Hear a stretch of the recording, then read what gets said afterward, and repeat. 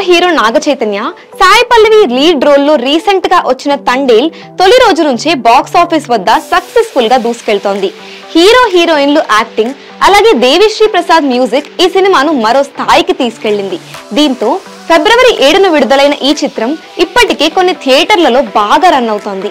ఇదిలా ఉండగా మేకర్స్ త్వరలోనే ఈ చిత్రాన్ని ఓటీటీలోకి తీసుకొచ్చేందుకు సన్నాహాలు చేస్తున్నారు. ప్రముఖ ఓటీటీ ప్లాట్ఫామ్ నెట్ఫ్లిక్స్ వేదికగా స్ట్రీమింగ్ కానున్నట్లు తెలుస్తోంది. ఇంకా ఈ విషయంపై అఫీషియల్ అనౌన్స్మెంట్ రాలేదు.